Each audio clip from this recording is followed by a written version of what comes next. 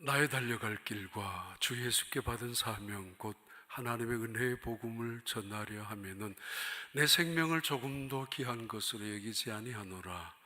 사도행전 20장 24절의 말씀은 신학교 들어갈 때 성경 시험을 치지 않습니까? 한 500개에서 600개 암송해야 되는 성경 구절이 구약과 신약이 있는데, 신학교 가려고 외우던 중에 가슴 속에 많이 남아있는, 또 오랫동안 남아있는 구절 중에 하나의 말씀입니다. 왜 신학교 가는지, 왜 목사가 되어야 하는지, 너 도대체 무슨 사명이 있단 말인가, 그런 의미의 말씀이 부딪혀 왔기 때문에 지금도 이 말씀은 정말 사도 바울의 고백이고 결심이지만은 되새겨보는 그런 의미의 말씀입니다. 내가 달려갈 길과 주 예수께 받은 사명 곧 하나님의 은혜의 복음을 전하려 하면은, 마치려 하면은 내 생명을 조금도 귀한 것으로 여기지 아니하노라. 정말 그렇게 목숨보다 귀하게 여길 수 있는 사명이 있습니까? 저한테 묻는 겁니다. 정말 너는 그런 사명을 가지고 이런 목사를 하고 있는가? 벌써 2019년 4월 달입니다. 3개월이 훌쩍 지나가고 얼마 지나지 않으면 2020년을 맞이하게 될 것입니다. 유럽에 아주 두 명의 동화 작가가 있습니다. 한 사람은 생텍쥐베리라는 그 유명한 어린 왕자를 지은 프랑스 사람이고, 또 한 사람은 요한나 슈필이라는 스위스 사람입니다. 슈필이, 이분은 아빠가 의사이고 엄마는 개신교 목사님인데 찬송가를 많이 작사하신 분, 그 딸로 자란 이 슈필이, 그분이 지은 동화책 알프스의 소녀, 일본에서 애니메이션도 만드는 그런 동화입니다. 근데 이 하이디라는 어린 소녀가 아빠가 공사장에서 떨어져서 갑자기 돌아가시고, 어머니는 충격으로 또 돌아가시고 난 다음 이 하이디는 이모 밑에 자랐는데 할 수 없이 이모가 바쁘기 때문에 할아버지가 계시는 어디죠? 알프스에 보냅니다. 알프스에서 자라나는 이 소녀 하이디, 어느 날 할아버지에게 이렇게 묻습니다. 왜 저녁 노을이 저렇게 아름답냐고. 마치 어린 왕자에 나오는 어린 그 아이가 끊임없이 어른들에게 묻는 질문에 대답하는 어른들의 대답, 세상의 풍자와 더불어서 이 세상의 원래 순수함과 그리고 순박한 인간의 세계를 그려내는 그런 이야기들 아닙니까? 자, 아무튼 저녁 노을이 지는 걸 보고 왜 저렇게 아름답냐고, 해가 지는데, 해가 떨어지는데, 할아버지 이렇게 대답합니다.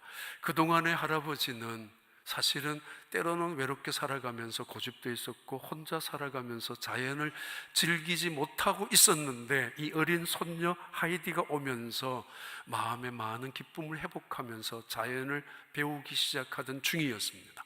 그 할아버지 이렇게 대답합니다. 모든 것은 마지막이 아름다운 법이야. 모든 것은 끝이 가장 아름답단다. 이렇게 대답을 했습니다. 아니, 이게 무슨 말이에요? 끝이 아름답다니. 원래 끝이란, 마지막이란 아름다운 것이고 심지어 거룩하고 숭고하기까지 한 것이라고. 그런데 인간이, 사람이 이것을 추하게 만들고 또 이것을 거룩한 것을 속되게 만드는 것이라고 그렇게 대답합니다.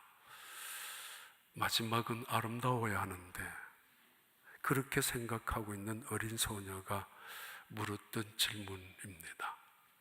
사도 바울, 그는 예배소 교회에서 3년이나 봉사하다가 두로아를 거쳐서 예루살렘을 향해 올라가는 길입니다. 이유는 오순절을 지키기 위함이고, 그리고 또 다른 이유는 아시아 지역에서 있었던 많은 교회들이 헌금한 그 연보를 가지고 예루살렘 교회, 흉년이 들은 교회 성도들을 하루도 빨리 돕고 싶었기 때문입니다. 그래서 그는 예배소에 있는 교회를 찾아가고 싶었지만 다시 돌아오는 길에, 그래서 예배소 교회 장로들을 오라고 밀레도에 사람을 보내서 기별을 해서 만났습니다. 이 밀레도에서 예배소 교회 장로들과 만나는 사도 바울의 마지막 장면입니다. 숙연한, 엄숙하기까지 한 그런 마지막 장면, 어쩌면 거룩하게 하기까지 한 신약 성경 속에는 그런 만남 혹은 이별이기도 하는 마지막 장면입니다. 이 예루살렘을 올라가면 혹시라도 살아있다면 그는 로마를 거쳐서 스페인까지 전도를 가슴속에 품고 있었고, 그렇다면 다시는 예배소 교회 교인들을 볼 수 없는 그런 상황이나 마찬가지입니다. 아니, 모두가 다 알고 있습니다. 지금 예루살렘에 올라가면 그는 죽을 수밖에 없는 어려운 상황이 놓여져 있다는 것을 모두가 직감하고 있고, 그래서 예배소에 있는 장로들이 한 걸음에 달려왔고, 그래서 사도 바울의 발을 잡으면서 이번에는 참자고 기다리자고 다음으로 미루자라고 하고 있는 그런 아름다운, 그런 숭고한, 숙연한 시간입니다.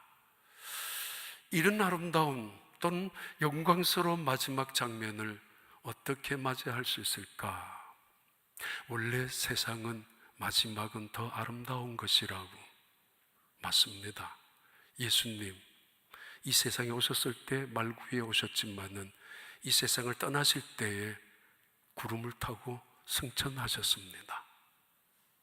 감람산에서 그 예수님께서 부활하신 후에 40일 동안 계셨던 예수님께서는 이 땅을 떠나서 하나님 원래 오셨던 그 자리로 돌아가셨던 예수님, 만약에 그것이 슬픈 이별이었다면 제자들은 가슴을 쓸어낼 수밖에 없었을 것이고 눈물을 흘리고 떠나가면 안 된다라고 통곡까지 했어야 옳았습니다마는, 그러나 그날 그 장면은 황홀하기까지 한 영광스러운 마지막이었습니다. 그 이유 중에 하나가 예수님이 다시 오실 거라는 믿음이 있었기 때문입니다. 마지막이 아름다운 것, 그 할아버지는 이렇게 말합니다.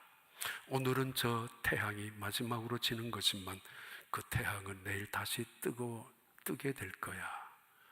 그래서 더 아름답단다. 이 세상이 우리에게 끝이 아니라는 것입니다. 사도 바울, 그는 어떻게 아름다운 마지막 장면을 또 우리에게 감동적인 그 만남과 이별을 보여주는가 라는 그 말씀이 도대체 무엇에 매이고 있었는가 말씀 우리에게 전달해 주고 있는 그런 메시지가 담겨 있습니다. 사도행전 20장 22절 23절의 말씀 함께 읽습니다. 보라, 이제 나는 성령에 매여 예루살렘으로 가는데 거기서 무슨 일을 당할는지 알지 못하노라. 23절, 오직 성령이 각 성에서 내게 증언하여 결박과 환난이 나를 기다린다 하시나. 첫 번째, 그는 성령에 매인 사람으로 살아갔습니다. 이것저것 자식에게 매여서 꼼짝을 못하고, 아니면 돈에 매여서 아무것도 안 보이고, 아니면 자신의 어떤 명예에 모여서 무엇도 불사하는 그것을 지키기 위해서 그런 사람도 있지만은, 사도 바울, 그가 마지막 생애가 가까워질수록 그의 생애가 감동적으로 끝을 낼 수 있었던 이유는 성령의 매인 삶을 살아가고 있기 때문입니다. 내가 성령에 매인바 되어 예루살렘에 올라가지만은 무슨 일을 당할는지 알지 못한다고. 다시 23절에 나는 성령을 쫓아서 예루살렘에 올라가는데 결박과 환난이 기다린다는 것은 분명히 알고 있다고. 그럼에도 그는 예루살렘을 향하여 올라가는 이유가 성령에 매인바 되어 있기 때문입니다. 사도 바울, 그는 경험으로 말하면 지금까지도 대단한 사람, 경험에 어떤 노하우가 충분한 사람입니다. 그것을 지혜라고 우기고 하나님의 뜻으로 우겨서 미룰 수 있고 다음으로 포기할 수도 있고 지금은 아니라고, 아직은 살아야 된다고 그렇게 할 수도 있었는데 그는 그러지를 않았습니다. 아니 못했습니다. 자기 인생의 주도권은 성령이 갖고 계시기 때문입니다. 성령님께서 그가 배운 지식으로 따진다면 그는 충분히 자기의 배운 지식을 가지고 주도적인 인생을, 자기가 갖고 있는 지식을 통해서 살아갈 수 있는 대단한 사람, 그 사람이 바로 사도 바울이었습니다. 그런데 그는 내려놓고 성령에 매임받고 살아갑니다. 이것을 맹신이라고, 광신이라고 폄하시키지 말아야 될 것입니다. 우리 어렸을 때 교회 가면은 무슨 집회를 하면은 또는 예배를 드리면은 꼭 통성기도를, 또는 기도원에 가면은 통성기도를 합니다. 길게는 20분, 30분 멈출 수가 없을 때가 있는데 인도하시는 분이나 또는 목사님들이 그 통성기도가 시작하고 나면은 빨리 끝내려고, 자기가 뭐 다른 일을 해야 되니까 요즘은 모르겠습니다만 종이 다 있었습니다. 모든 교회에 종소리를 막 쳤습니다. 땡땡땡땡. 왜? 그만 기도하라고, 그만 멈추라고.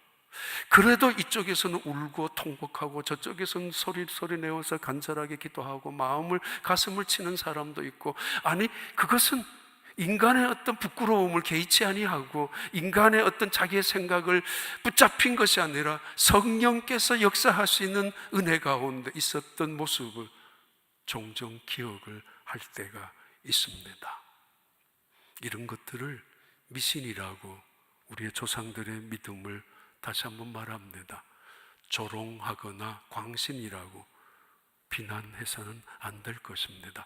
물론 광신자들도 있을 수 있습니다. 그러나 성령께서 주도적으로 오셔서 역사하시고 성령께서 오셔서 나의 생각과 나의 마음을 지배하시고, 그래서 성령 안에서 이루어지는 찬양이라면, 기도라면, 그 예배라면, 그 봉사와 헌신과 희생이라면 누가 제지할 수가 있겠습니까? 사도 바울은 사도행전 고린도전서 2장, 사도행전 13장 봐요. 사도행전 13장 2절부터 4절 함께 읽습니다. 주를 섬겨 금식할 때에 성령이 이르시되 내가 불러 시키는 일을 위하여 바나바와 사울을 따로. 안디옥 교회에서 사도 바울은 시작부터 그는 성령께서 그를 세워주었습니다. 4절, 두 사람이 성령의 보내심을 받아 실루기아에 내려가 거기서 배 타고 구브로에 가서, 그는 선교사로 파송했지만은 기분이나 감정에 의해서 자신의 의지의 선택만이 아니라 성령님께서 그들을 세우고 성령님께서 그들을 보내셨다라고, 그렇게 성경은 우리에게 성령께서 주도적으로 일을 하시고 계심을 증거하고 있습니다. 그래서 사도행전 16장에 사도 바울은 유럽으로 건너가기도 쉽지는 않았습니다. 그리스까지 여전히 터키 지역에서 선교를 하고 싶었던 그의 발걸음을 성령께서 그리스로 인도하지 않습니까? 드로아에서 마게도냐 한상을 바라보게 해서 성령께서 그의 선교의 사역도 이끌고 있다는 사실을 우리에게 보여주는 말씀이기도 합니다. 언제나. 그럼 하나님은 이 동양을, 아시아를 포기했는가? 아닙니다. 베드로가 그 사도 바울이 유럽으로 떠난 다음에 베드로는 끊임없이 이 아시아 지역을 다니면서 사역하셨던 일이 바로 베드로전서나 혹은 히브리서를 기록한 기자의 움직임도 보면은 아시아 터키 지역에 남아있는 흔적들이 바로 그것입니다. 중요한 것은 사도 바울은 어떤 사람인가? 성령의 메인바 된 사람으로 살아갔다고.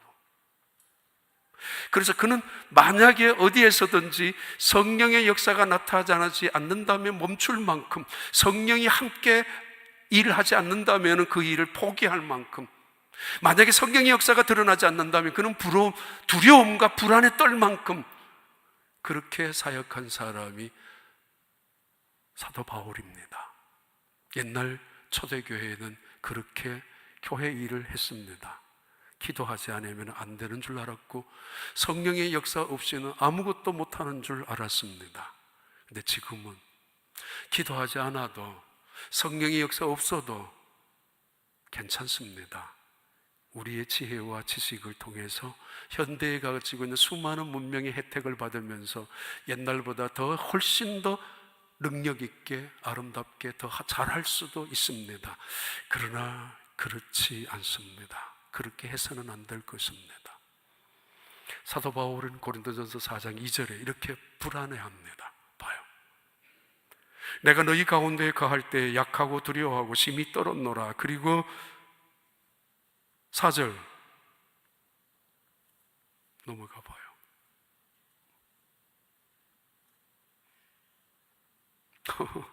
성령의 역사가 나타나지 않을까 봐 내가 내 실력으로, 내 재주로, 내가 갖고 있는 경험으로만 설교를 해서 그들을 설득시키고 그들에게 어떤 면에서 아주 대단한 설교를 할 수 있는, 있을 수도 있는 사람이 사도 바울이었지만은, 그러나 사도 바울은 바로 그런 것을 가장 경계했었고 성령님의 역사가 나타나지 않을까 봐 불안해 했었다라는 의미입니다. 그것이 바로 고린도전서 2장 4절까지 나오는 말씀입니다. 다시 한번 띄워봐요. 4절에 4절 같이 읽습니다.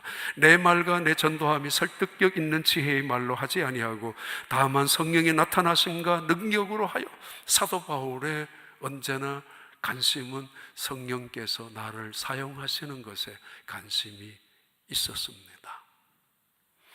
미국의 대단한 부흥사였던 D.L. 무디, 19세기 영적인 각성운동을 일으켰던 대단한 목사님이 D.L. 무디입니다. 필라델피아 지역에 연합 집회를 하는데 목사님들이 모였습니다. 이번에도 무디 목사님을 모시자고 어떤 사람이 손을 들고 질문했습니다. 아니, 항의를 했습니다. 왜 또 무디이냐고, 꼭 무디 이 목사님이어야만 하느냐고, 다른 사람은 어떠냐고, 우린 좀 다르게 좀 하자고. 그것은 무디가 갖고 있는 학력이나 실력이나 능력을 얕잡아 보고 있었기 때문입니다. 못마땅했다는 것을 의미합니다. 그분을 추천했던 목사님이 이런 대답을 했다고 합니다. D.L. 무디 목사님이 하나님을 독점하고 성령을 독점한 거, 그건 잘 모르겠다고. 그러나 내가 느끼기에 하나님이 무디 목사님을 기뻐하시는 것은 내가 느끼고 알고 있다고. 성령께서, 우리도 성령을 사모하고 우리도 성령의 은혜를 갈망하지만은 성령, 그 성령님께서 D.L. 무디를 독점하다시피 그를 사로잡고 있다는 사실은 내가 보고 있고 우리 다 알고 있는 것이라고. 그래서 무디 목사님이라고 그렇게 대답했습니다. 예수님, 그분은 이 세상에 오셔서 성령 없이도 사역할 수 있었던 유일한 분이 예수님이십니다. 마가복음 1장 12절, 그런데 그 예수님을 성령께서 어떻게 하셨는가 하면은 12절 우리 함께 읽습니다. 성령이 곧 예수를 광야로 몰아내신지라. 성령님이 얼마나 강력한 폴스, 힘을 가지고, 파워를 가지고 예수님을 주도적으로 이끌었는지, 몰아내었다고. 그 예수님을 광야로 기도하라고 몰아내신 분이 하나님의 아들 예수님을 성령님께서 하셨다고. 누가복음 4장 4절은 조금 1절은 점잖게 말씀하고 있지만은 같은 의미입니다. 같이 읽습니다. 예수께서 성령의 충만함을 입어 요단강에서 돌아오사 광야에서 40일 동안 성령에게 이끌리시며, 역시 성령이 주도적으로 그를 이끌고 있다는 것이고, 14절의 말씀은 예수께서 성령의 능력으로 갈릴리에 돌아가시니 그 소문이 사방에 퍼졌고. 사도 바울, 지금 그는 결박과 환란이 기다리는 예루살렘으로 올라가고 있습니다. 아니, 무슨 일을, 이보다 더 위험한 일, 이보다 더 무서운 일을 당할는지 알 수 없지만은 그가 가야 될 이유는 하나입니다. 성령에 매여 있기 때문입니다. 끝이 좋은 사람은 성령으로 끝나는 사람입니다. 성령으로 시작했다가 육체로 끝나는 사람, 비참한 사람, 불행한 사람, 가끔씩 그들의 죽음을 지켜볼 때가 있습니다. 그러나 육체로 시작했지만은 성령으로 마치는 사람, 마지막은 성령의 메인바 되어 죽음을 맞이하는 사람, 그들은 마지막 죽음이 아름답습니다. 이유는 또 다른 내일이, 영원한 내일이, 만남을 기약하는 그 축복이 있기 때문입니다. 또 하나 사도 바울은 사명의 메인 사람이 사도 바울입니다. 봐요. 사도행전 20장 24절 우리 함께 읽습니다. 내가 달려갈 길과 주 예수께 받은 사명 곧 하나님의 은혜의 복음을 증언하는 일을 마치려 하면은 나의 생명조차 조금도 귀한 것으로 여기지 아니하노라. 나의 생명조차. 이게 신학교 들어갈 때가 벌써 오래전이 아주 30년, 40년도 넘었습니다. 그때 암송했던 남아있는 구절 중에 하나의 말씀입니다. 왜 신학을 하는가? 무엇 때문에 짭으로 가야 되는가? 이 문제의 대답을 얻고 싶어서 솔직히 전 신학교 다니면서 창피하다고 느낄 수도 있겠지만 여러분 담임 목사가 리어카 끌고 다녔습니다.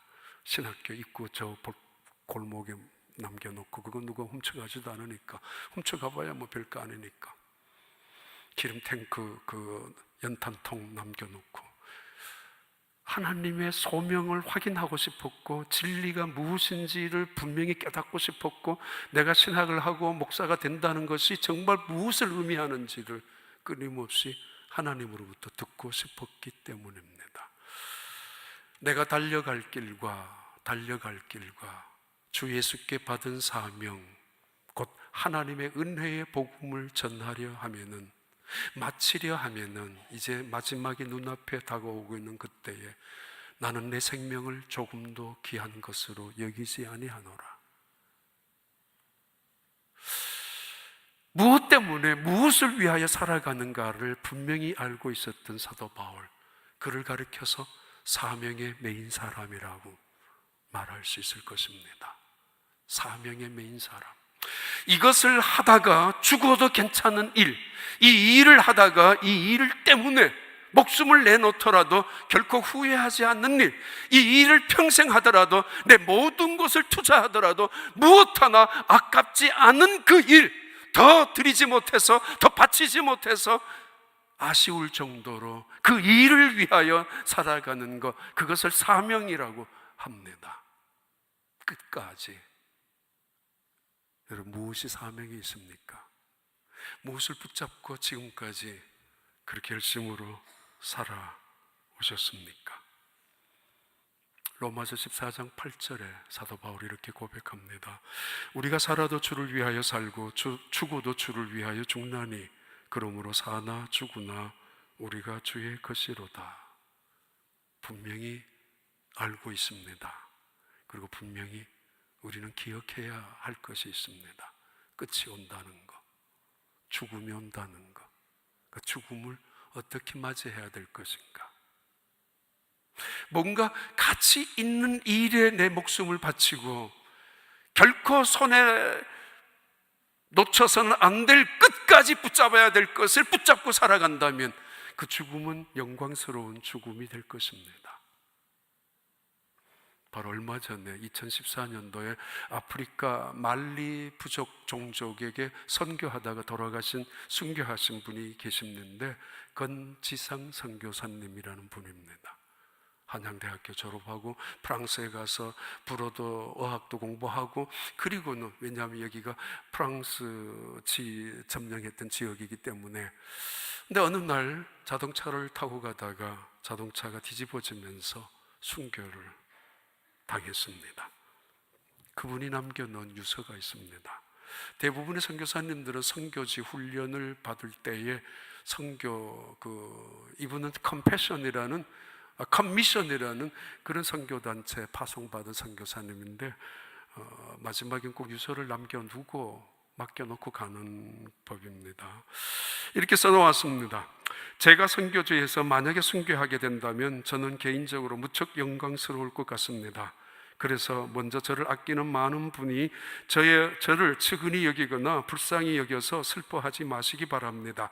천국에 있을 저를 생각하면서 기쁨으로 저의 장례를 진행해 주시길 바랍니다. 그리고 저는 각막과 장기를 기증을 해놓은 상태이니까 만약에 선교지에서 가능하다면 내 모든 장기를 선교지의 사람들을 위해서 쓰여졌으면 좋겠습니다.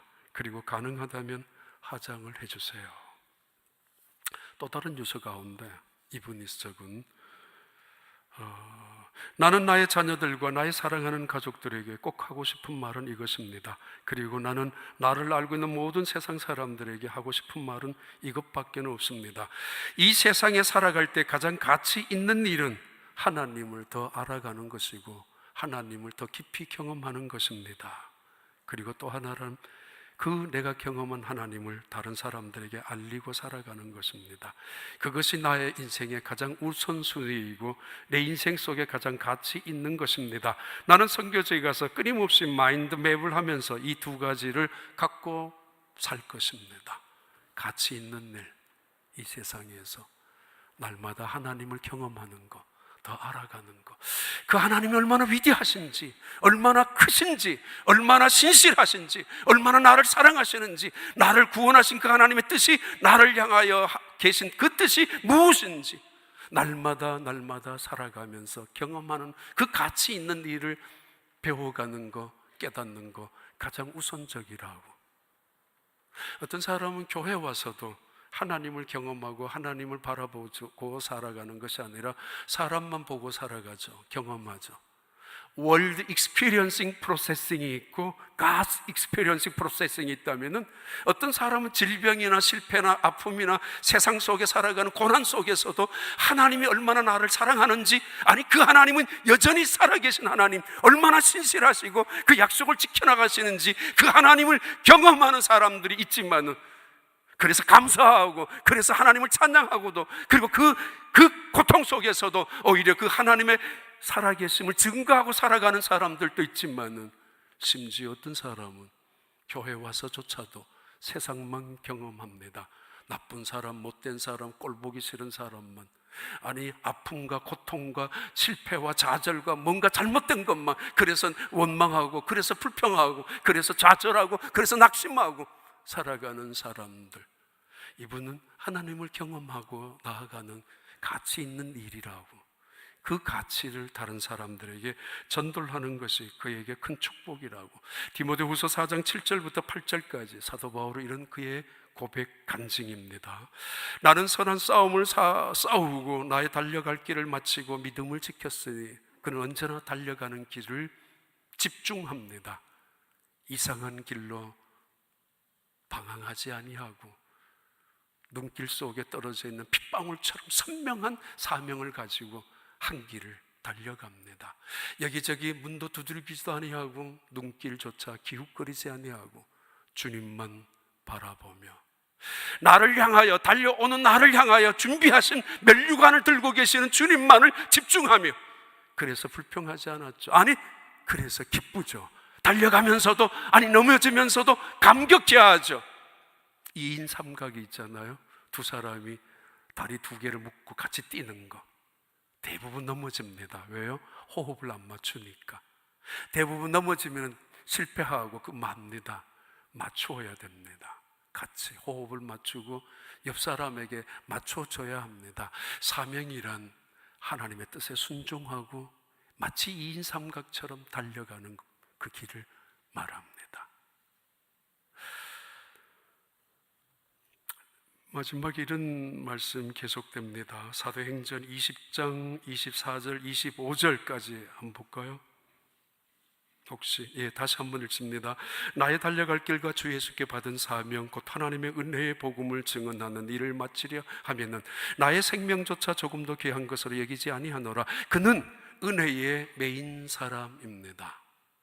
마지막이 아름다울 수 있는 사람들, 성령의 메인바 되는 사람, 사명의 메인바 되는 사람, 그리고 은혜에 매여 있어야 합니다. 로마서 8장 6절부터 8절까지의 말씀은 이렇게 우리에게 증언합니다. 육신의 생각은 사망이요 영의 생각은 생명과 평안이니라. 그리고 7절, 육신의 생각은 하나님과 원수가 되나니 이는 하나님의 법에 굴복하지 아니할 뿐 아니라 할 수도 없음이라. 8절 함께 읽습니다. 육신의 생각은 하나님과 원수가 되나니 이는 하나님의 법에 굴복하지 아니할 뿐 아니라 할 수도 없음이라. 성령이 오셔서 은혜를 주시고 내게 하나님의 뜻이 나타나셔서 나를 사명으로 이끌어 주시는데, 이것은 무슨 결과인가 하면은 은혜의 결과입니다. 내가 은혜를 받았어요. 제일 먼저 그 은혜 받은 것이 가족이 느껴야 하고 가족이 혜택을 받아야 합니다. 내가 은혜를 받았다고요? 그러면 내 주변이 변화하기 시작합니다. 그게 은혜 받은 증거이기 때문입니다. 적어도 세 가지 은혜를 성경 공부 시간에 늘 말합니다.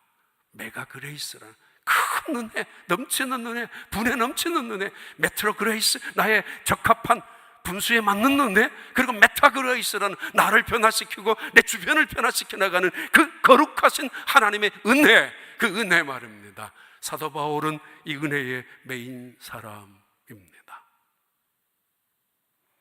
하이디라는 그 어린 소녀가 할아버지하고 같이 그 알프스 산을 오르락 내리락 하며 살아가는 거, 할아버지가 어느 날 딱하게 여겼습니다. 왜냐하면 이대로 있으면 안 되니까 교육을 받아야 되지 않아요? 딸이 있는 이모 집에 돌려보냈습니다. 근데 이모 집에 있다가 이 아이가 그만 병이 걸리고 맙니다.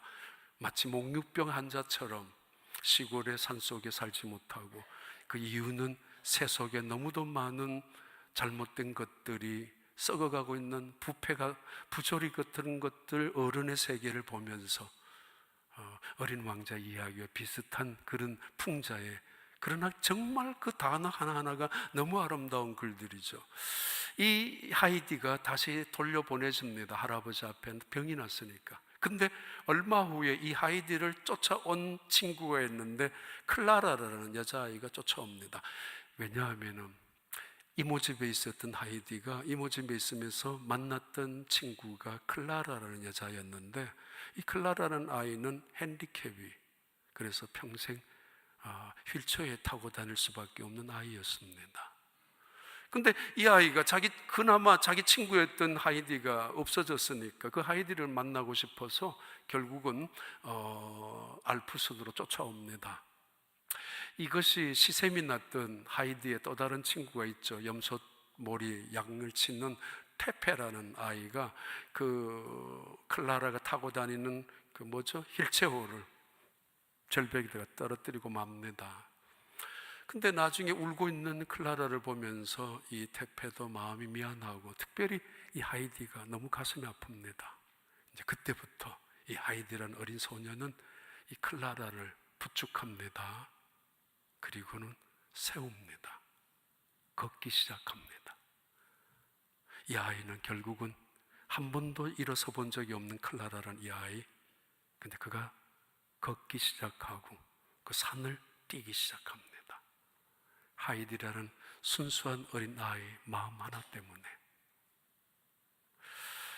허드슨 테일러의 그 유명한 그의 선교 발자취, 레지 선교의 개척자였던 이 허드슨 테일러, 어느 날 영국의 많은 선교사님 후배들이 선교를 가려고 물었을 때에 나는 중국 땅에 가서 중국 땅을 변화시키겠습니다, 나는 중국의 수많은 영혼들을 변화시키겠습니다 라고 말하고 있는 그 후배들, 그 제자들에게 허드슨 테일러가 이렇게 말했습니다. 여러분, 그것보다 여러분이 은혜 받는 일이 먼저입니다. 은혜로 예배를 드려본 적이 있습니까? 하나님의 그 큰 은혜를 경험한 적이 있습니까? 그리고 그 은혜 속에 사랑을 깨달았습니까? 중국 땅을 변화시키기 위하여 온다는 것보다는 중국 사람, 아직까지 불쌍하기 짝이 없는 영혼 구원받지 못한 그 사람들, 내가 사랑하고 싶다고 그런 마음으로 오실 수 있다면 와주세요. 은혜. 오늘 찬양이 은혜 아니면, 은혜 아니면, 우리 찬양팀에서 작년에 여러 번 불렀을 때마다 마음속에 은혜 아니면, 오늘 성가대 찬양의 제목도 은혜 아니면, 하나님의 은혜 아니면, 하나님 은혜 속에 살아가잖아요. 도스토옙스키 마지막 그 세상의 부조리하고 러시아 모스크바의 그 타락한 귀족들을 바라보면서 정부를 뒤엎으려는 그 혁명단에 가입했다라는 것 때문에 사형을 당하기 직전 5분 전에 살아났지 않습니까? 다 아는 이야기니까. 근데 시베리아 교도소로 간 다음 그는 오직 성경책 하나를 들고 가고 그것만 읽기 시작했습니다. 얼마 후에 그는 책을 쓰기 시작했는데 카라마조프의 그 유명한 책, 혹은 죄와 벌이라라는 성경책만큼 읽히기도 한 그 책의 모든 주제는 하나입니다. 카라마초프의 형제들, 아버지가 아주 인색하고 마치 세상에서 가장 출세한 인간처럼 살아가는 아버지, 돈이라면 탐욕 속에 있는 아버지, 졸부이죠. 근데 그 아버지가 못마땅해 한 이반이 다른 사람을 시켜서 죽였는데, 그러면 마음이 해결될 줄 알았지만은 그러지를 못했습니다. 죄와 벌도 한 노파를 죽이고야 말죠. 한 젊은 청년이, 왜냐하면 그런 노파가 돈만 갖고 있는 거, 그거는 세상의 모욕이라고, 그래서 그 할머니를 죽이고 그 할머니 여동생까지 죽였던 이 남자. 그러면 세상이, 이 러시아가, 소련이 달라질 줄 알았습니다. 정치에서부터 모든 삶이. 그런데 그렇지 않았습니다. 소냐라는 한 여자는 성경책을 가슴에 품고 십자가를 가슴에 품고 이 젊은 청년을 변화시키기 시작하죠.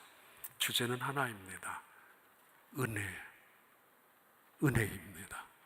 내가 은혜 받으면은 내가 변하고 내 가정이 변하고 내 이웃이 변한다고. 은혜. 그래서 고린도전서 15장 10절의 말씀입니다. 함께 읽겠습니다. 고린도전서 15장 10절 함께 읽습니다. 그러나 내가 나된 것은 하나님의 은혜로 된 것이니 내게 주신 그의 은혜가 헛되지 아니하여 내가 모든 사도보다 더 많이 수고하였으나 내가 한 것이 아니요 오직 나와 함께 하신 하나님의 은혜로라.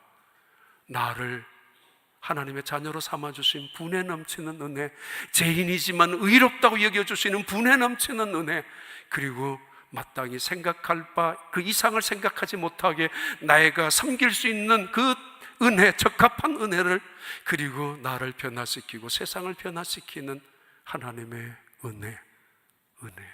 그 은혜 없이면은 구원도 없고 그 은혜 없이는 오늘 우리도 없습니다. 아니, 그 은혜 없이는 사명도 없는 것입니다. 은혜로 사명을 감당하는 것이라는 의미입니다. 여러분, 마지막, 정말 거룩한 마지막, 영광스러운 마지막을 맞이하기 위하여 성령의 메인바된 삶을 살아가십시오. 그리고 언제나 사명을 붙잡고 살아가십시오. 어느 날 모든 것 다 내려놓을 수밖에 없는 마지막 죽음 앞에서 이것만은 꼭 붙잡아야 된다라는 거, 하나님이 내게 주신 사명 아닙니까? 그리고 은혜로 사십시오. 기도하겠습니다.